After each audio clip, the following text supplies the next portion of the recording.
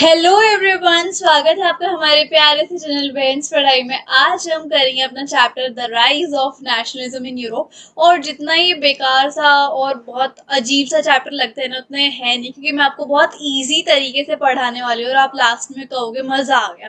तो ऐसे वैसे हम पढ़ाई करने वाले हैं, ठीक है। और ये जो नोट्स है मैंने खुद हैंड रिटन लिखे हैं, ताकि आपको सबसे सरल भाषा में समझ में आ जाए इस चैप्टर में है क्या क्या, ठीक है। कोई भी डाउट है आप मुझे इंस्टाग्राम पे फॉलो करके डीएम कर सकते हो। और अगर ये नोट्स चाहिए वो मैंने टेलीग्राम पे ऑलरेडी शेयर कर दिए हैं, सो जल्दी से जल्दी दोनों जगह पे फॉलो करो, लिंक डिस्क्रिप्शन बॉक्स में। तो अब बिना किसी देरी करे हम स्टार्ट करते हैं अपने इस चैप्टर को, the rise of nationalism in Europe. अच्छा, इस चैप्टर में आपके 6 टॉपिक्स हैं, हाँ 1 2 3 4 6 टॉपिक्स हैं। और अब यहाँ पर सबसे पहले नेशनलिज्म, ये जो इस चैप्टर का नाम है द राइज ऑफ नेशनलिज्म, इस शब्द का मतलब तो बताओ पहले। नेशनलिज्म होता है देश प्रेम की भावना। जैसे अब हम कहीं पे भी फॉरेन में रहने चले जाए या फिर घूमने चले जाए और वहां पे हमें कोई इंडियन दिख जाए, तो हमें थोड़ा फील होगा ना, देख मैं भी इंडियन वो भी इंडियन, इस तरीके से थोड़ा मतलब देश के लिए हमें प्रेम जाग जाता है, क्योंकि हम अपने ही देश का नमक खाते हैं और अपने ही देश से बहुत कनेक्टेड होते हैं, जहाँ पे हम पैदा हुए, जहाँ पे हमने बचपन में बहुत खेला, पढ़ाई करी, फिर जॉब करी, है ना। और हमने कितनी सारी मेमोरीज बनाई, तो उसके लिए हमें अपने देश से बहुत प्यार हो जाता है, ठीक है। तो दैट इज देश प्रेम की भावना। और अगर हमारे देश में कुछ बेकार या फिर बुरा चल रहा होता है, तो हम सब लोग साथ में मिलकर इसके लिए स्टैंड लेते हैं ना। दैट इज नेशनलिज्म की फीलिंग, ओके। अब ये यूरोप में, जो ये यूरोप है, वहां पर नेशनलिज्म की भावना यानी कि देश प्रेम की भावना क्यों होने लग गई थी, वो अब हम देखते हैं, ठीक है। सो क्या हुआ था, जैसे यूरोप है ना, वो थोड़ा मेसी था, ओंगा भोंगा था। कैसे? क्योंकि कई लोग जर्मन बोल रहे हैं, कई लोग स्पेनिश बोल रहे हैं, कई लोग फ्रेंच बोल रहे हैं, तो कॉमन बिलोंगिंग नहीं बन पा रही थी। मतलब लैंग्वेज में भी बैरियर आ रहा था, कॉमन बिलोंगिंग भी नहीं आ रही थी। तो बहुत लोग जो है बहुत इरिटेट से होने लगे कि हम बात करें तो किससे करें, एक थोड़ी कम्युनिटी वाइज चाहिए था। तो वो लोग क्या चाहते थे कि भाई हमारे नेशन स्टेट बना दो, मतलब कि जो लोग एक टाइप की भाषा बोलते हैं उनकी एक स्टेट बना दो, जो लोग अलग टाइप की भाषा बोलते हैं उनको अलग स्टेट दे दो, इस तरीके से, ठीक है। तो जैसे कि जो लोग जर्मन बोलते थे उनकी जर्मनी बना दो, जो लोग फ्रेंच बोलते थे उनका फ्रांस बना दो, जो लोग स्पेनिश बोलते थे उनका स्पेन बना दो, जो लोग इटालियन बोलते थे उनका इटली बना दो। इस तरीके से वो नेशन स्टेट चाहते थे, ठीक है। सो वाई नेशनलिज्म इन यूरोप, क्योंकि हम वहां पर मिक्स टाइप ऑफ लोग होते थे यूरोप में, जो कि अलग अलग लैंग्वेजेस बोलते थे। So that's why they want nation state, ठीक है। अब यहाँ पर French revolution and the idea of nation, जो हमारा पहला टॉपिक है ये रहा, वो अब हम स्टार्ट करते हैं, ठीक है। तो क्या हुआ था यूरोप में, जो नेशनलिज्म की भावना है वो तो मैंने आपको बता दी कि क्यों उठने लग गई थी। उसका सबसे पहला एग्जाम्पल है फ्रेंच रेवोल्यूशन का। अब ये रेवोल्यूशन मतलब कि एक बहुत बड़ा चेंज आना, है ना। अब ये रेवोल्यूशन, फ्रेंच रेवोल्यूशन, वो था क्या? जैसे कि आपको पता है कि यूरोप में सबसे पहले किंग और क्वीन रूल करा करते हैं और अभी भी करते हैं, ठीक है। लोग उस चीज को हम कहते हैं मोनार्की, है ना, मोनार्की फॉर्म ऑफ गवर्नमेंट की किंग रूल, है ना। King and queen rule. लोग चाहते थे कि हम नहीं चाहते कि हमारे ऊपर कोई भी राजा या फिर रानी रूल करे, हम चाहते हैं कि डेमोक्रेसी है, कि मतलब जिसमें लोग बाग खुद चुने अपने नेता को, ठीक है। लोग ये चाहते थे, इसलिए उन्होंने फ्रेंच रेवोल्यूशन किया। तो अब क्या होता है, लोगों की डिमांड पर, फ्रेंच रेवोल्यूशन होने पर डेमोक्रेसी यूरोप में सेटअप हो जाती है। और सेटअप होने के साथ साथ कुछ चीजें आ जाती है, कुछ नई नई चीजें होती हैं। क्या होती है? जैसे कि 1789 में मोनार्की से शिफ्ट होकर यूरोप में क्या आ जाती है, डेमोक्रेसी आ जाती है। फ्लैग भी न्यू ट्राई कलर फ्लैग बन जाता है, जैसे कि इंडिया का 3 कलर का फ्लैग है ना, वैसे ही वहां पर भी ट्राई कलर फ्लैग बन जाता है। नेशनल लैंग्वेज फ्रेंच हो जाती है। न्यू नेशनल एंथम बन जाते हैं, नए ओथ्स बन जाते हैं, जैसे कि इंडिया में अलग अलग रूल्स है, ओथ्स है, प्लेज है, वैसे ही वहाँ का न्यू ओथ बन जाता है। तब जो कॉमन लोग थे वहाँ यूरोप में रहने वाले, वो जनरल एस्टेट को इलेक्ट करने लग गए। जैसे कि अब हम हैं, अब हम अपने नेता को खुद चुनते हैं ना, अपने लीडर को खुद चुनते हैं, वैसे ही वहाँ के लोग जनरल एस्टेट को इलेक्ट करने लग गए थे। एक पार्लियामेंट जैसा ही सेंट्रल एडमिनिस्ट्रेटिव बनने लग गया था, इस्टेब्लिश हो गया था, जो कि ये बोलता था कि everyone is equal before the law, ठीक है। इंटरनल कस्टम ड्यूटीज जो होती थी, जैसे कि कभी भी हम बाय एंड सेल करते थे, तो वहां पर कस्टम ड्यूटीज हमें देनी पड़ती है ना, तो अबॉलिश हो गई थी ट्रेडिंग टैक्स, ठीक है। और फ्रेंच आर्मी ने क्या किया था, जो ये नेशनलिज्म का आइडिया ना, वो पूरे यूरोप में फैलाना स्टार्ट कर दिया था कि we want nation state, we want nation state, ऐसे ऐसे करके, जब डेमोक्रेसी आई थी, ठीक है। लेकिन अब ये डेमोक्रेसी यूरोप में कुछ ही टाइम की थी, क्योंकि अब नेपोलियन की एंट्री हो जाती है। अब भाई नेपोलियन कौन था? नेपोलियन जो है, उसने, अब जैसे कि मैंने आपको पहले बताया कि 1789 में डेमोक्रेसी आ गई थी यूरोप में, पहले मोनार्की थी 89 से पहले, तो 1789 में डेमोक्रेसी आ गई थी। अब ठीक 10 साल बाद 1799 में नेपोलियन की एंट्री हो जाती है। वो फुल यूरोप को रूल करना चाहते थे और कर भी रहे थे। तो अब नेपोलियन जो है वो दोबारा से मोनार्की ले आता है, डेमोक्रेसी को हटा के, ठीक है। तो कौन से साल में? 1799 में, ठीक है। और नेपोलियन ने एक और चेंज लाया जिसको हम बोलते हैं सिविल कोड ऑफ 1804, जिसको आप नेपोलियन कोड भी बोलते हो। जैसे कि हम हिटलर को मानते हैं कि हिटलर जो बहुत खड़ूस सा इंसान था, बहुत बेकार से थे, लेकिन नेपोलियन ऐसा नहीं था। हम उनको नेपोलियन जो वो पार के लिए आए थे, हम उनको ये नहीं कह सकते कि वो मतलब बहुत ही ज्यादा बुरे थे या फिर बहुत ही ज्यादा अच्छे थे। इस तरीके से he is a neutral person. अब जो नेपोलियन सिविल कोड ऑफ 1804 लेके आए थे, उसके अच्छे पॉइंट्स क्या थे वो देखते हैं। तो एक फ्यूडल सिस्टम होता था जहां पर पीजेंट्स जो है वो ऑफिसर की लैंड के ऊपर काम कर रहे होते थे, ठीक है, या फिर लैंडलॉर्ड्स की जमीन पर काम कर रहे होते थे। उसको उन्होंने हटवा दिया था। जो सोसाइटी में डिवीजन हो रखा था, जैसे कि नोबेल्स, पीजेंट्स और मिडलमैन, इस तरीके से उस डिवीजन को हटा दिया था। एक सर्फडम होता है यानी कि बंधवा मजदूरी, वो भी हटवा दी थी। ट्रांसपोर्ट एंड कम्युनिकेशन का सिस्टम बहुत अच्छा करवा दिया था। ट्रेड बैरियर्स जो होते थे, जैसे कि ट्रेडिंग में प्रॉब्लम आती थी खरीदने बेचने में, वो भी हटा दिए थे विद इन स्टेट, है ना। प्रॉपर मेजरिंग यूनिट कि किस तोल भाव में तोला वगैरह जाएगा, तो वो लेके आ गए थे। इक्वालिटी बिफोर लॉ की लॉ के पीछे हर कोई इक्वल है, ठीक है। और बर्थ प्रिविलेज किसी को भी नहीं मिलेगा। मतलब कोई अगर रानी महारानी का बेटा बेटी है तो ऐसा नहीं कि सारे प्रिविलेज, सारी फैसिलिटीज उसको मिलेंगे, ऐसा नहीं है। सबको प्रिविलेज मिलेगा, ठीक है। और सब एक बराबर है। और बैड पॉइंट्स क्या थे? सेंसरशिप की, मतलब जो नेपोलियन है उसके बारे में सब न्यूज़पेपर में अच्छा छपेगा, बुरा नहीं छपेगा, ठीक है, नहीं तो फिर डेथ होगी। No right to vote to women, women को वोटिंग राइट्स नहीं था। कोई भी किसी भी वुमेन को फैमिली की प्रॉपर्टी में कोई भी राइट नहीं था। Force people to join army, हर फैमिली में से किसी एक जने को आर्मी ज्वाइन करनी ही करनी पड़ेगी। तो नेपोलियन जो था वो अपनी आर्मी को एक्सपैंड करना चाहता था। वो चाहता था कि मैं पूरे यूरोप को रूल करूं, या तो सारी की सारी कंट्रीज मेरे आगे सरेंडर कर दे, अदरवाइज मैं सबके ऊपर कब्जा कर लूंगा या फिर रूल कर लूंगा, ठीक है। सो अब ये जो एटीट्यूड है नेपोलियन का, वो ज्यादा टाइम तक टिक भी नहीं पाया, और ना ही नेपोलियन खुद टिक पाया, क्योंकि अब 1815 में बैटल ऑफ वाटरलू हो गई थी, ठीक है, लड़ाई हो गई थी। तो ये जो ईयर्स अभी तक मैंने आपको याद करवाया है वो ध्यान से याद करो कि 1789 में डेमोक्रेसी आ गई थी यूरोप में। फिर ठीक 10 साल बाद 1799 में नेपोलियन आ गया था। फिर 1815 में बैटल ऑफ वाटरलू हुई थी, किसके बीच में? प्रूशिया, रशिया, ऑस्ट्रिया और ब्रिटेन। ये जो थी लीडिंग पावर थी उस टाइम की यूरोप में, ठीक है। और इसको हम शॉर्ट फॉर्म में प्राग बोलते हैं। तो प्राग के बीच में और नेपोलियन के बीच में क्या हो गई? बहुत बड़ी लड़ाई हो गई, जिसको हम बैटल ऑफ वाटरलू बोलते हैं। और कौन जीता? ऑब्वियसली प्राग जीता, और जो नेपोलियन था वो हार गया था, ठीक है। सो आफ्टर बैटल, लड़ाई खत्म होने के बाद एक ट्रीटी साइन की गई थी, एक एग्रीमेंट साइन किया गया था जिसका नाम है ट्रीटी ऑफ वियना। उसके अंदर क्या, किसने साइन किया था? वो ऑब्वियसली प्राग ने, जो यूरोप की तब लीडिंग पावर्स थी, ठीक है। और इस ट्रीटी में क्या लिखा गया था कि हम जो है यूरोप का सेटलमेंट करेंगे, क्योंकि सभी यूरोप के लोग जो है वो नेशन स्टेट चाहते थे, क्योंकि लोगों के बीच में कॉमन बिलोंगिंगनेस नहीं हो रही थी, है ना। तो अब यूरोप की सेटलमेंट के लिए ट्रीटी ऑफ वियना साइन की गई थी बाय द प्राग। और जो नेपोलियन चेंजेस लाया था, जो कि सिविल कोड ऑफ 1804 में या फिर नेपोलियन कोड में, उसके चेंजेस को रिवर्स करना प्राग का काम था by the help of treaty of Vienna, ठीक है।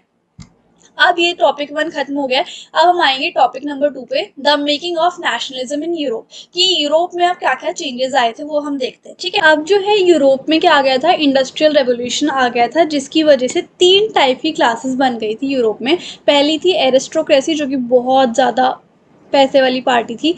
अल्ट्रा रिच थे, जिसको हम एलाइट्स भी बोलते थे, और ऑब्वियसली जो बहुत ज़्यादा अमीर होते हैं उनकी पॉपुलेशन बहुत कम होती है ना। और 1750 में, यानी कि मिड 18 सेंचुरी में, ठीक है, दूसरे लेवल पे थे पीजेंट्री, जो कि बहुत ज़्यादा नंबर में थे, और वो एलाइट्स के लिए, फिर एरिस्टोक्रेसी वालों के लिए काम किया करते थे। और तीसरे नंबर पे थे पढ़े लिखे लोग, यानी कि मिडिल मैन, जो कि एजुकेटेड थे। इसके अंदर आपके बिजनेसमैन, डॉक्टर और क्लर्क्स आ जाते हैं। तो यूरोप में जो भी काम होते थे ना, या फिर जो भी रेवोल्यूशंस होते थे, या फिर जो भी सही के लिए आवाज़ उठाई जाती थी, वो बाय द मिडल मैन उठाई जाती थी, ठीक है। अब यूरोप में बहुत सारे एम्पायर थे मिड 18 सेंचुरी में, है ना, और सबकी अलग अलग भाषा थी और सबको ना बात करने में बड़ी प्रॉब्लम हुआ करती थी। तो सब लोग क्या चाहते थे कि हमें एक नेशन स्टेट मिल जाए ताकि हमें बिलोंगिंगनेस फील हो, है ना। अब ये नेशन स्टेट कौन चाहते थे? बेसिकली ये चाहते थे मिडल मैन। जैसे कि मैंने आपको बताया था ना कि यूरोप में जितनी भी आवाज़ें उठाई गई वो ज़्यादातर मिडल मैन के थ्रू ही उठाई गई, ठीक है। सो मिडल मैन वॉन्ट कि they want a nation state ताकि उन्हें कलेक्टिव बिलोंगिंगनेस जो है वो फील हो, ठीक है। अब मिडल मैन की दो आइडियोलॉजीज थी कि अगर यूरोप में नेशन स्टेट बने भी ना तो दो विचारों के ऊपर बने, दो विचारधारा या फिर दो आइडियोलॉजीज के ऊपर बने। वो सबसे पहली है नेशन यूनिटी, कि ये जो नेशन यूनिटी है वो बेस होगी कल्चर पे, लैंग्वेज पे, ट्रेड पे और टेरिटरी पे। और दूसरी आइडियोलॉजी थी लिबरल नेशनलिज्म। ये किसके ऊपर बेस थी कि यूरोप जो है वो फ्री होगा, लोग जो है गवर्नमेंट को इलेक्ट कर सकते हैं, डेमोक्रेसी है, और अगर डेमोक्रेसी नहीं आती है तो कॉन्स्टिट्यूशन मोनार्की है। Constitution monarchy in the sense कि अगर कोई राजा भी रूल करे तो कॉन्स्टिट्यूशन के हिसाब से करे, अपनी मनमानी ना करे, ट्रेड बैरियर्स को रिमूव कर दिया जाए, ठीक है। जब नेपोलियन रूल में था तो नेपोलियन ने नेपोलियन कोड लॉन्च किया था और उन्होंने ट्रेड बैरियर्स लगा दिए थे, ठीक है। लेकिन अब जब नेपोलियन को प्राग ने हरा दिया था तो वो ट्रेड बैरियर्स तब भी फॉलो हो रहे थे, है ना। और वो ट्रेड बैरियर्स कौन कौन से थे? जैसे कि कस्टम ड्यूटीज़ ऑफ 5%। यहाँ पर जैसे कि अगर हम इंडिया का एग्जाम्पल लगाएं, अगर हमें दिल्ली से यूपी में कुछ चीज़ बेचनी है या फिर भिजवानी है तो हमें 5% की कस्टम ड्यूटीज़ देनी पड़ती थी, ठीक है। अब क्या होता है, कोई भी प्रोड्यूसर होता है, कोई भी चीज़ वो बना रहा है बेचारा, तो उसके अंदर कुछ ना कुछ प्रॉफिट मार्जिन तो रखेगा ही। अब वो प्रॉफिट मार्जिन रखेगा तो इतना तो वो प्रॉफिट नेग्लिजिबल ही चला जाएगा अगर वो कस्टम ड्यूटीज़ ही 5% की दे देगा तो, है ना। तो ट्रेड बैरियर लगे हुए थे, तो ट्रेडर्स को लॉस होने लग गया था। और अलग अलग स्टेट में, आप यकीन नहीं मानोगे, अलग अलग स्टेट में अलग अलग करेंसीज होती थी तो और लॉस हो जाता था क्योंकि सबका रेट बढ़ता घटता रहता था ना। अब जैसे ये लगा लो इंडिया में जितनी भी स्टेट है और सबकी अलग अलग करेंसीज है तो कैसा लगेगा। तो ऐसे से ट्रेड बैरियर्स लगाए हुए थे नेपोलियन ने, ठीक है। तो नेपोलियन ने ट्रेड बैरियर्स ज़्यादा पावर और पैसे के लिए, कि उसके पास ज़्यादा से ज़्यादा पैसा इकट्ठा हो जाए, क्योंकि अगर वो जैसे वो पूरे यूरोप को कब्जा करना चाहता था तो उसके लिए वॉर करना पड़ता, लड़ाई करनी पड़ती है ना, तो उसके लिए पैसे भी तो चाहिए। तो उसने पैसे कमाने का साधन क्या सोचा कि मैं कस्टम ड्यूटीज़ लगा देता हूँ इस तरीके से। बट लोगों को लगा कि जब नेपोलियन ऑलरेडी चला ही गया और नेपोलियन को हरा दिया गया तो ट्रेड बैरियर्स क्यों फॉलो हो रहे हैं, है ना। अब धीरे धीरे इसी वजह से ये जो आइडिया था नेशनलिज्म का ये आने लग गया था। तो 1834 में अब क्या हुआ, ज़ोवेरीन आ गया। ज़ोवेरीन is just like a parliament in India, है ना। तो ज़ोवेरीन एक कॉन्स्टिट्यूशन बॉडी लगा लो या फिर एक कस्टम यूनियन लगा लो, ये दो रिफॉर्म्स लेके आए, दो रिफॉर्म्स यानी कि दो इम्प्रूवमेंट लेके आए। एक तो ट्रेड बैरियर्स, यहाँ पर क्या होने लग गई कि जो डिफरेंट वेट और डिफरेंट मेजर्स की प्रॉब्लम थी ना, कि कहीं पर नापतोल अलग है, कहीं पर नापतोल अलग है, कहीं पर अलग मेजरमेंट की जा रही है, कहीं पर अलग। और ये जो कस्टम ड्यूटी की प्रॉब्लम थी जो कि अभी हमने ऊपर पढ़ी 5% की, ये भी इन्होंने सॉल्व कर दी ज़ोवेरीन ने। और जो 30 करेंसीज थी यूरोप की अलग अलग स्टेट में, वो बाद में ज़ोवेरीन आने के बाद 2 करेंसीज में ही रह गई बस, ठीक है। तो ये ज़ोवेरीन करके आया था। अब टॉपिक नंबर 2 भी खत्म हो गया है, अब हम आएंगे टॉपिक नंबर 3 पे जो थोड़ा सा लेंदी है, इसको हम ध्यान से सुनेंगे। और इस टॉपिक नंबर 3 का नाम है द एज ऑफ रेवोल्यूशंस, जो कि चले थे 1830 से लेकर 1848 तक। और यहाँ पर बहुत सारे रेवोल्यूशंस ही रेवोल्यूशंस होते रहे, ठीक है। तो सबसे पहले तो यूरोप में मोनार्की थी, फिर लोग बाग क्या डिमांड करने लगे कि भाई हमें वो चाहिए डेमोक्रेसी। उसके लिए उन्होंने फ्रेंच रेवोल्यूशन लाया था, ठीक है, 1789 में। फिर अब क्या हुआ, 10 साल बाद यानी कि 1799 में नेपोलियन आ गया था और उसने डेमोक्रेसी ख़त्म करके मोनार्की हासिल कर ली थी। फिर 1815 में नेपोलियन को प्राग ने हरा दिया। तो अब उसके बाद जब प्राग ने नेपोलियन को हराया था तब रीस्टोर्ड मोनार्की आ गई थी। रीस्टोर्ड मोनार्की का क्या मतलब है कि रीस्टोर्ड मोनार्की में क्या हुआ था, जो बॉर्बन डायनेस्टी का किंग था ना वो रूल करने लग गया था। तो अभी फिलहाल में रीस्टोर्ड मोनार्की चल रही है, ये ध्यान में रखना, ठीक है। अब एक कंसेप्ट आता है कंजर्वेटिज्म का। कंजर्वेटिज्म क्या होते हैं कि ऐसे लोग, अच्छा, जो लोग कंजर्वेटिज्म को फॉलो करते हैं उनको हम बोलते हैं कंजर्वेटिस्ट। कंजर्वेटिस्ट ऐसे लोग होते हैं जो कि ना पुरानी मान्यताओं को मानते हैं कि हमें समाज में कोई भी चेंज आ रहा है तो हम उसको अपनाएंगे नहीं, ठीक है। हमारी जो पुरानी मान्यताएं हैं, पुरानी वैल्यूज़ हैं, हम उसी के ऊपर चिपके रहेंगे और हम किसी भी चेंज को अलाउ नहीं करेंगे, ठीक है। चाहे वो अच्छी है बुरी है पुरानी परंपराएं, हम तो उसी के ऊपर कमिटेड रहेंगे, ठीक है। जैसे कि इसका एक एग्जाम्पल था कंजर्वेटिज्म का, कि यूरोप में जितने भी चर्च थे, चर्च को कौन संभालते थे? पादरी। पादरी को अगर हम इंग्लिश में बोलेंगे पॉप्स, तो पॉप्स के पास सारी पार होती थी, ठीक है। तो और ये जो हायरार्की थी कि पहले किंग रूल करेगा, फिर उसका सन रूल करेगा, तो ये हायरार्की पे ऐसे ही चलती आ रही थी कंजर्वेटिज्म में, ठीक है। और पॉप्स के हाथ में पार होती थी यूरोप में।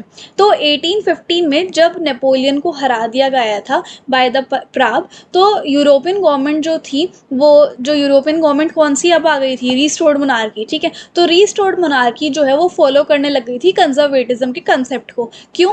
क्योंकि नेपोलियन जो था वो काफ़ी मॉडर्न था और वो मॉडर्न डिसीजन लेता था, तभी वो नेपोलियन कोड ऑफ कंडक्ट लेके आया था 1804 का, फिर सिविल कोड ऑफ कंडक्ट है ना 1804 का। तो मॉडर्न डिसीजंस लेता था, टेक्नोलॉजी लेके आया, मॉडर्निज्म लेके आया, और तो वो ज़्यादा अच्छे से काम नहीं कर पाए, उनको ऐसा लगता था रिस्टोर्ड मोनार्की वालों को, है ना। तो अच्छे से काम नहीं कर पाए, इसलिए हम पुरानी मान्यताओं को ही मानेंगे, ट्रेडिशनल वैल्यूज़ को ही मानेंगे, और कंजर्वेटिज्म जो है वो बेस्ट है।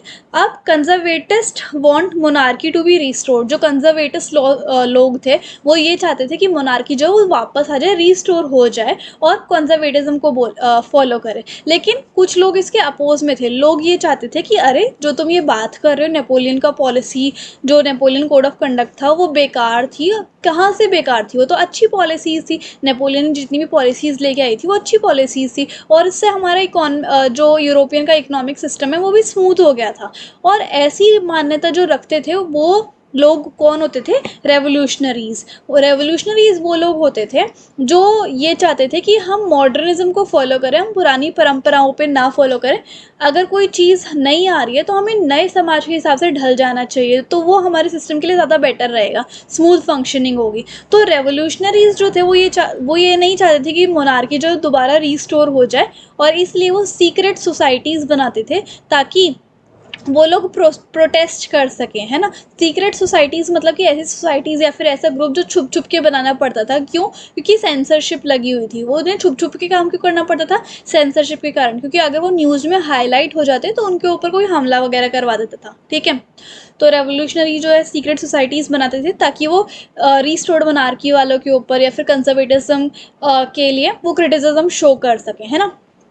तो अब कंजर्वेटिव्स जो थे वो मोनार्की को रिस्टोर करना चाहते थे, मोनार्की को दोबारा लेके आना चाहते थे, और पुरानी परंपरा फॉलो करवाना चाहते थे यूरोप के अंदर इन रिस्टोर्ड मोनार्की फेज। लेकिन रेवोल्यूशनरी जो थे वो कंजर्वेटिज्म के आगे प्रोटेस्ट करना चाहते थे, और वो सीक्रेट सोसाइटी बनाते थे। सीक्रेट इसलिए क्योंकि सेंसरशिप थी, ठीक है। अब इम्पॉर्टेंट रेवोल्यूशनरीज कौन कौन थे वो देख लेते हैं, ठीक है। पहले थे गैजेपे मैज़ीनी। अब इनको ना बहुत पहले ही जेल हो चुकी थी क्योंकि ये देश के लिए लड़ते रहते थे। ये इटालियन के रेवोल्यूशनरी थे और इन्होंने एक सीक्रेट सोसाइटी फॉर्म की थी कैलिबोनेरी में, ठीक है।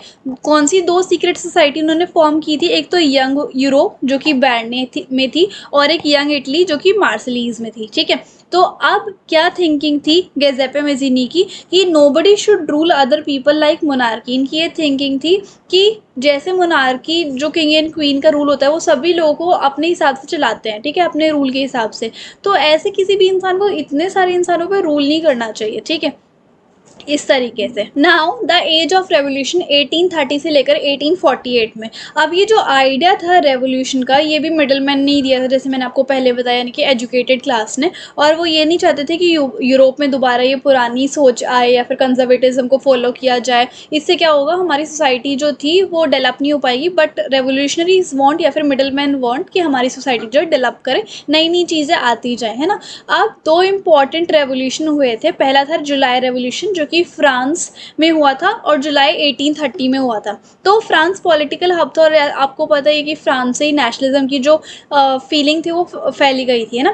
तो फ्रांस एक पॉलिटिकल हब बन चुका था, और रेवोल्यूशन का आइडिया जो था वो फ्रांस से ही आया था, ठीक है, जिससे पूरे यूरोप में असर पड़ा था, और फ्रांस जो है वो एक इम्पॉर्टेंट प्लेस बन चुका था, ठीक है। अब एज यूरोपियन को प्राग ने हरा दिया था 1815 में, और मोनार्की जो है वो दोबारा रिस्टोर हो गई थी, और जो बोरबोन डायनेस्टी का किंग था वो रूल करने लग गया था। बट एजुकेटेड मिडलमैन जो थे, जिसको आप लिबरल नेशनलिस्ट मान सकते हो, वो नहीं चाहते थे, या फिर रेवोल्यूशनरीज नहीं चाहते थे कि हमारा देश जो है वो दोबारा मोनार्की में जाए, कंजर्वेटिज्म आए, क्योंकि वो देश की डेवलपमेंट नहीं होने देंगे, ठीक है। सो दे वांट कि कॉन्स्टिट्यूशनल मोनार्की आए या फिर कॉन्स्टिट्यूशनल असेंबली सेटअप हो, यानी कि डेमोक्रेसी आए, ठीक है। Now they set constitutional monarchy जिसमें रूल तो किंग ही करेंगे बट अकॉर्डिंग टू कॉन्स्टिट्यूशन वो परफॉर्म करेंगे और लोग जो है ऑब्जर्व करेंगे। सो अब जो constitution monarchy I with the help of July revolution, ठीक है, वो उसके जो रूलर बनते हैं, उसके जो किंग बनते हैं वो लुइस फिलिप बनते हैं। और लुइस फिलिप जो है वो मोनार्की मतलब रूल तो किंग ही करेंगे but according to the constitution बनेंगे, ठीक है, according to the constitution rule करेंगे, अपनी मनमानी नहीं करेंगे। सो अब रीस्टोर्ड मोनार्की से कौन सी आ गई, constitution monarchy with the help of July revolution. इतना समझ में आया? ओके। अब यहाँ पर देखो जो ब्रूसेल्स है ऑलरेडी हम पढ़ के आ चुके हैं सिविक्स में, जो कि बेल्जियम की कैपिटल है। और ये जो बेल्जियम है ये पार्ट था यूनाइटेड किंगडम ऑफ नीदरलैंड्स का, ठीक है। जुलाई रेवोल्यूशन था ना वो इसमें भी हुआ था ब्रूसेल्स में, ठीक है। अब यहाँ के लोग भी फ्रीडम चाहते थे, रिलीजन, कल्चर, ट्रेडिशन, और इसलिए उन्होंने भी स्ट्रगल किया था। अब बात करते हैं हम दूसरे रेवोल्यूशन की, जो कि था ग्रीक रेवोल्यूशन या फिर ग्रीक वॉर ऑफ इंडिपेंडेंस, ठीक है। अब इसमें क्या हुआ था ये देखो, ये भी एक एग्जाम्पल था एजुकेटेड क्लास का, एजुकेटेड लोगों ने ही ये करवाया था और वो चाहते थे कि यूरोप जो है वो डेवलप करे, ठीक है। तो 15th सेंचुरी में क्या हुआ, जो ग्रीस था ना वो ओटोमन एम्पायर के अंडर था। ओटोमन एम्पायर ग्रीस के लोगों पे रूल किया करते थे और ग्रीस के लोग क्या चाहते थे, फ्रीडम चाहते थे। तो उन्होंने 1821 में स्ट्रगल करनी शुरू कर दी, क्योंकि वो अकेले ओटोमन एम्पायर से लड़ नहीं सकते थे। तो उन्होंने जो वेस्टर्न पावर्स थी यूरोप की उनसे हेल्प मांगी, साथ में पोइट्स ने भी उनका साथ दिया था। फाइनली 1821 में जो उन्होंने स्ट्रगल किया था, 1832 में वो ट्रीटी ऑफ कॉन्स्टेंटिनोपल उन्होंने साइन की थी, जो कि ग्रीस को as a independent nation declare कर दिया था। अब ये सोचो कि 10-11 साल लग गए थे उनको फ्रीडम पाने में, ठीक है।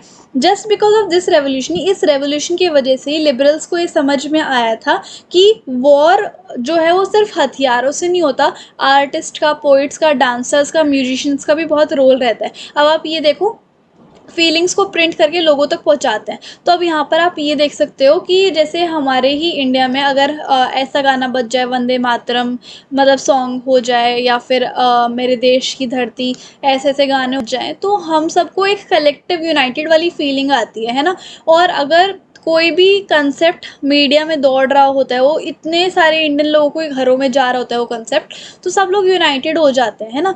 पोइट्स, आर्टिस्ट का बहुत रोल रहता है एक इंसान के दिल के अंदर फीलिंग जगाने का, ठीक है। सो रेवोल्यूशन, कोई भी रेवोल्यूशन होता है, वॉर होता है, तो उसमें सिर्फ हथियार ही इंपॉर्टेंट नहीं होते हैं, फिर आर्मी इंपॉर्टेंट नहीं होती, आर्टिस्ट, पोइट, डांसर, म्यूजिशियन का भी बहुत बड़ा रोल रहता है, ठीक है। अब हम बात करेंगे रोमांटिसिज्म क्या होता है। ये जो कंसेप्ट था वो 19th सेंचुरी में आ गया था अर्ली, और ये एक तरीके का मूवमेंट था जिसकी वजह से ये जो देश प्रेम की भावना थी वो लोगों के दिल में आ गई थी, ठीक है। अब ये देश प्रेम की भावना किसके रिलेटेड थी, कल्चर, ट्रेडिशन एंड रिलीजन से रिलेटेड, ठीक है। फेमस पोइट भी थे जिनका नाम था लॉर्ड पायरल। उन्होंने किस किस चीज़ों के ऊपर लिखा था, टेक्स्ट लिखा था, देश की शान के ऊपर, साइंस के ऊपर, डेवलपमेंट, और वो कहते थे बढ़ोतरी तो ठीक है, डेवलपमेंट इज़ ओके, लेकिन इसकी वजह से हमारे टुगेदरनेस पर कोई असर नहीं आना चाहिए। तो वो इस चीज़ के ऊपर लिखा करते हैं ना। फेरी टेल्स और पोएम्स की वजह से ये जो फीलिंग थी रोमांटिसिज्म की और नेशनलिज्म की, उसकी वजह से हम सब लोग जो है या फिर देश के लोग जो है वो यूनाइटेड रहते थे और कॉमन गोल को अचीव करने की तरफ लगे रहते थे, ठीक है। अब बात करते हैं जॉन गॉटफ्राइड की। ये जो थे वो जर्मन फिलोसोफर थे। उन्होंने फोक टेल्स, डांस और सॉन्ग लिखे हुए थे, जिससे की वजह से लोग जो है फीलिंग आने लग गई थी कि हमें भी कलेक्टिव आइडेंटिटी चाहिए। लैंग्वेज भी एक बहुत इम्पॉर्टेंट रोल प्ले करती है म्यूजिशियन, डांसर्स, आर्टिस्ट की अलग से, ठीक है, जिससे कि लोग जब वो यूनाइटेड रहते हैं। अब लैंग्वेज कैसे इंपॉर्टेंट रोल प्ले कर सकते हैं यूनाइटेडनेस में, तो यहाँ पर एक एग्जांपल दिया हुआ है पोलैंड का। पोलैंड का ना पार्टीशन हो गया था, जैसे इंडिया पाकिस्तान का पार्टीशन हो गया था ना, वैसे ही पोलैंड का पार्टीशन हो गया था 18th सेंचुरी के एंड में। और किसने करा था, प्रूशिया, ऑस्ट्रिया और ब्रिटेन ने, ठीक है। ये तब की ग्रेट पावर्स थी। सो पोलैंड जो है वो एक इंडिपेंडेंट टेरिटरी नहीं था और रशिया ने पोलैंड के ऊपर रूल करना स्टार्ट कर दिया था।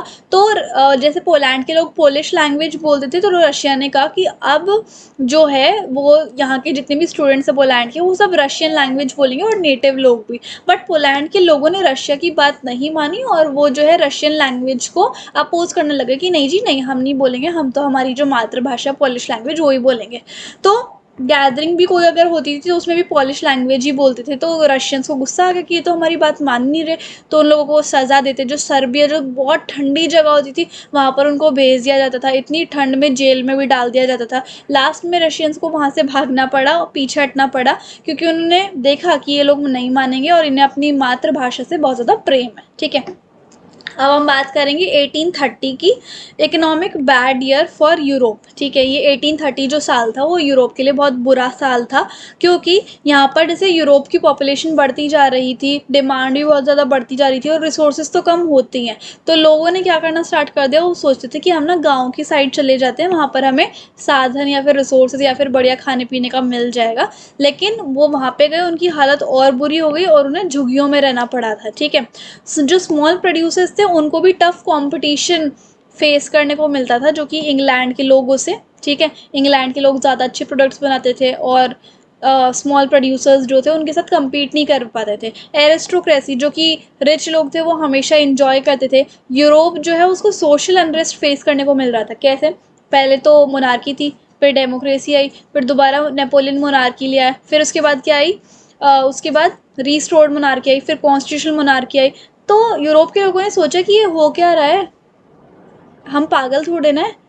ठीक है, ऐसे तो बहुत ज़्यादा पागल हो गए थे और पेरिस के लोग तो 1848 में सड़क पर आ गए थे कि ये हो क्या गया है। और लुइस फिलिप जो कि कॉन्स्टिट्यूशनल मोनार्की के राजा थे उनको क्रिटिसाइज कर रहे थे कि आपसे कुछ नहीं होने वाला, इस तरीके से। ठीक है, फिर एक नेशनल असेंबली आती है, उसने एक रिपब्लिक बनाई कि जिससे लोगों को राइट टू वोट मिले, यानी कि जो 21 साल से ऊपर के लोग थे उनको राइट टू वोट का दर्जा दिया जाएगा, राइट टू एम्प्लॉयमेंट का और राइट टू वर्क का। ओके, अब यहाँ पर देखो आगे क्या होता है। Now the revolution of the liberals 1848। Liberals तो आपको पता ही है कौन थे, रेवोल्यूशनरीज थे या फिर मिडिल क्लास एजुकेटेड पीपल आप बोल सकते हो, वो थे। ठीक है, वो रेवोल्यूशन क्यों करते थे, जैसे भी जितने भी आपने रेवोल्यूशन पढ़े, जैसे कि जुलाई रेवोल्यूशन आपने पढ़ा, ग्रीक रेवोल्यूशन आपने पढ़ा, तो ये क्यों करते थे? ताकि नेशन स्टेट बन जाए, पार्लियामेंट आ जाए, अच्छा सा प्रिंसिपल्स अच्छे से आ जाए पार्लियामेंट में और आज़ादी मिल जाए। अब फाइनली एक पार्टी आती है, ऑल जर्मन नेशनल पार्टी। ठीक है,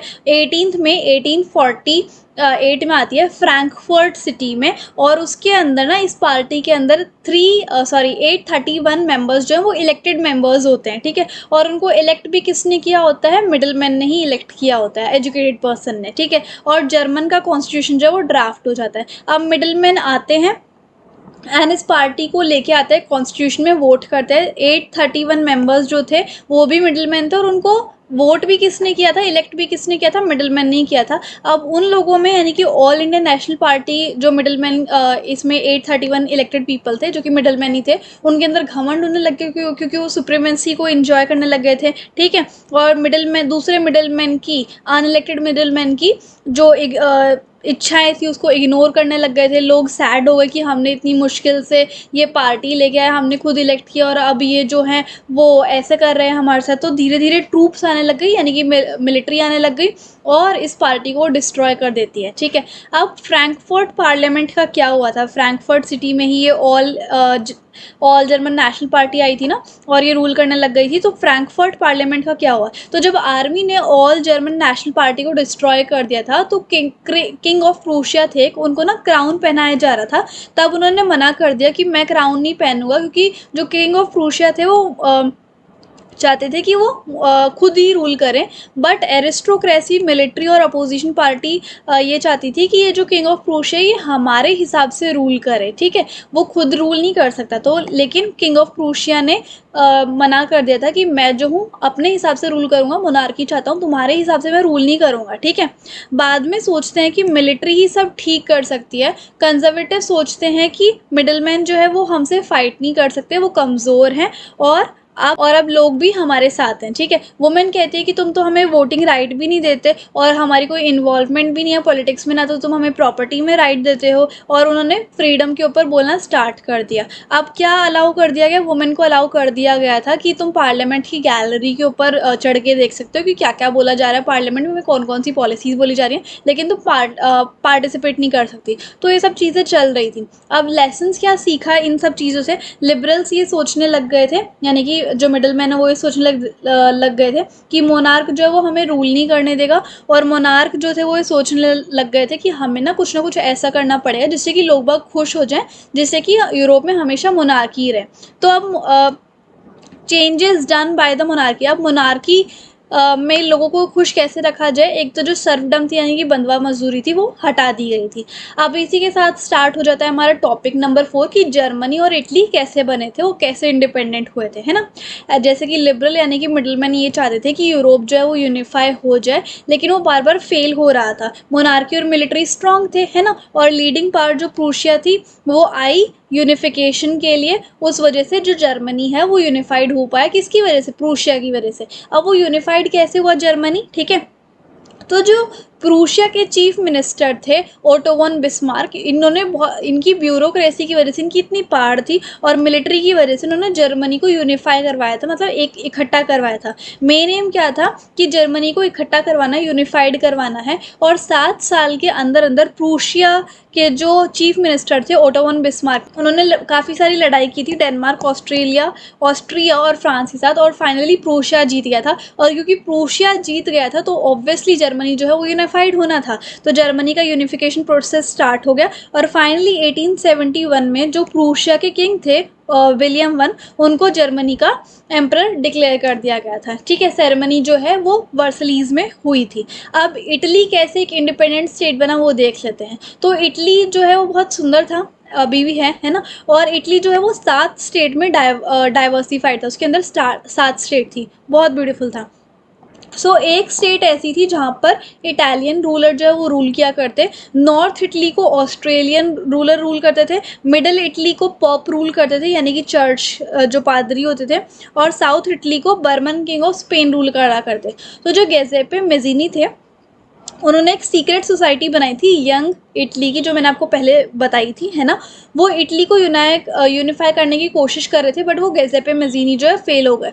तो अब सारी रिस्पॉन्सिबिलिटी किसके ऊपर आ जाती है, जो उस एक स्टेट पर रूल कर रहे थे इटालियन रूलर, उनके ऊपर आ जाती है, ठीक है। तो अब उनका नाम क्या होता है, किंग विक्टर इमैनुअल सेकेंड, और वो किस स्टेट को रूल कर रहे थे, सर्डेनिया को, ठीक है। तो वो यूनिफाई कैसे कर सकते थे इटली को, बाय वॉर से, क्योंकि उन्होंने कभी भी किसी भी पीस ट्रीटी को साइन नहीं किया होता। तो उनकी हेल्प करने के लिए कौन आए थे, कैवोर, ठीक है, जो कि चीफ मिनिस्टर थे। कैवोर के पास डिप्लोमेसी थी, बहुत पावर थी, और उन्होंने अपनी अलाइंस बना ली थी, मतलब कि अच्छी रिलेशन बना लिए थे फ्रांस के साथ, ठीक है। तो अब फ्रांस की आर्मी मिल गई थी और कैवोर की डिप्लोमेसी मिल गई थी, और उन्होंने ऑस्ट्रेलियन रूलर को यानी कि नॉर्थ इटली को जो रूल कर रहे थे उनको हरा दिया था। 1860 में इटली जो है वो 2 लोगों के साथ मिल जाता है, किंग ऑफ टू सिलीज, इनको गिजेप्पे गैरिबल्डी लीड कर रहे थे। तो किंग ऑफ टू सिलीज और गिजेप्पे गैरिबल्डी, ठीक है, ये दोनों मिल जाते हैं और उन्होंने स्पेनिश रूलर जो कि साउथ इटली को रूल कर रहे होते हैं, इनको हरा दिया होता है, ठीक है। फिर 1861 में किंग ऑफ इमैनुअल सेकंड को डिक्लेयर कर दिया गया था as the emperor of Italy, और इटली जो है फाइनली यूनिफाइड हो गया था। नाउ ब्रिटेन कैसे बना हुआ था, ब्रिटेन 3 चीज़ों से बना हुआ था, एक इंग्लिश यानी जो इंग्लैंड के लोग थे, एक वेल्स और एक स्कॉट या फिर इरिश, ठीक है। अब ब्रिटेन की कहानी सुनो कैसे कैसे क्या हुआ।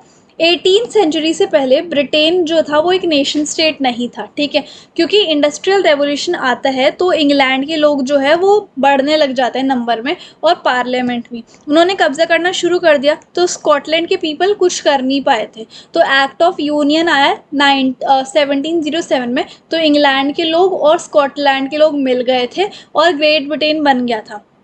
बचा आयरलैंड, तो आयरलैंड में 2 टाइप के लोग रहते थे, एक कैथोलिक्स और एक प्रोटेस्टेंट। कैथोलिक्स जो थे वो रिलीजन और प्योरिटी में बिलीव करा करते थे, और प्रोटेस्टेंट जो थे वो साइंस में। तो इन दोनों की बनती नहीं थी, ठीक है। अब ग्रेट ब्रिटेन की policy I motto of rule and divide. इसमें वो क्या सोचते थे, वो सोचते थे कि अगर हम प्रोटेस्टेंट का साथ देंगे यानी कि साइंस वालों का साथ देंगे तो कैथोलिक्स को हरा देंगे और हम प्रोटेस्टेंट्स पर रूल कर लेंगे, ठीक है। और हुआ भी यही, ठीक है। तो वो रूल करने लग गए थे प्रोटेस्टेंट्स पर। अब आयरलैंड पर ब्रिटेन के लोगों का रूल करना, अब आयरलैंड पर भी ब्रिटेन के लोगों ने रूल करना स्टार्ट कर दिया था। तो ये सब चीज़ें थी ब्रिटेन की, इटली की और जर्मनी की कहानी। अब हम बात करेंगे topic number 5 visualising the nation पर। जैसे कि हम इंडिया को भारत माता से रिप्रेजेंट करते हैं, फीमेल फिगर से, जैसे कि भारत माता की जय, तो सब इंडियन जो यूनिफाइड हो जाते हैं, है ना। वैसे ही फ्रांस की फीमेल फिगर का नाम है मैरियन और जर्मनी की फीमेल फिगर का नाम है जर्मेनिया। रेड कैप का मतलब है लिबर्टी और ब्रोकन चेन का मतलब है फ्रीडम, ठीक है। अब यहाँ पर लास्ट टॉपिक है, topic number 6 is nationalism and imperialism. Nationalism तो आपको पता चल गया कि हम अपने नेशन से प्यार करते हैं, देश प्रेम की भावना। और इम्पीरियलिज्म क्या होता है कि कोई एक अमीर देश किसी गरीब देश पे रूल करने लग जाता है, कब्जा करने लग जाता है। तो लेट 19th सेंचुरी में जैसे ये टॉपिक थे वॉर और रूल, ये रिमूव हो गए थे। अब एक चीज़ और बचती है जिसका नाम है बैल्कन। बैल्कन एक बहुत बड़ा रीजन था, इसके अंदर बहुत सारे कल्चर्स थे, ट्रेडिशन थे, बहुत सारे लोग मिक्स हुए पड़े थे, जैसे कि बल्गेरिया, ग्रीस, मैकेडोनिया और रोमानिया के लोग, बहुत लोग मिक्स थे। इस एरिया को यूरोपियन पावर जो थी, जो मेन यूरोपियन पावर थी, जैसे कि प्रूशिया, ऑस्ट्रेलिया वगैरह, ये सब कब्जा करना चाहती थी बैल्कन पे, है ना। बैल्कन के लोगों को स्लेव्स कहा जाता था, और SLAVS, और ये जो एरिया था वो ओटोमन एम्पायर के अंडर ही आता था, है ना। स्लेव्स जो थे वो भी नेशन स्टेट चाहते थे, फ्रीडम चाहते थे और लिबर्टी चाहते थे, जैसे कि यूरोप चाहता था, है ना। तो जितनी भी बैल्कन की स्टेट है वो जला करती एक दूसरे से और फाइट करना स्टार्ट कर देती थी। और यूरोपियन पावर जैसे कि रशिया, ऑस्ट्रेलिया ये सोचती थी कि इनकी लड़ाई खत्म हो जाएगी तो बैल्कन पे हम रूल कर लेंगे, ठीक है। तो रीजन जो था बैल्कन का, उसके अंदर बहुत हौच पौच हो गया, जिसकी वजह से वर्ल्ड वॉर 1 स्टार्ट हो गया था, है ना। तो ये देखने को मिलता है कि जब भी नेशनलिज्म और इम्पीरियलिज्म साथ में आ जाते हैं ना, यानी कि जब देश प्रेम की भावना होती है और एक इम्पीरियलिज्म होता है कि मतलब एक देश पे दूसरे देशों की नज़र है कि इस पे तो हम कब्जा करेंगे, जब ये दो कंसेप्ट साथ में आ जाते हैं तो बहुत बड़ा डिजास्टर आ जाता है, बवंडर आता है, जिसको हम वर्ल्ड वॉर बोलते हैं। और इस वर्ल्ड वॉर 1 जब स्टार्ट हुआ था वो 4 साल चला था, 1914 से 18 तक। और इसको ख़त्म करने के लिए बहुत सारे एंटी इम्पीरियलिस्टिक मूवमेंट भी स्टार्ट हुए थे। तो इसी के साथ साथ हमारा चैप्टर फाइनली खत्म होता है। इंस्टाग्राम एंड टेलीग्राम पे ज़रूर फॉलो कर लेना, लिंक डिस्क्रिप्शन बॉक्स में। अगर आपको ये नोट चाहिए तो टेलीग्राम पे, कोई भी डाउट है तो आप इंस्टाग्राम पे फॉलो करके DM कर सकते हैं। एंड आई होप आपको मेरे समझाने का तरीका अच्छा लगा और वीडियो भी काफ़ी अच्छी लगी होगी। So if you like the video and the explanation then please like, share, comment and subscribe the channel. Thank you so much.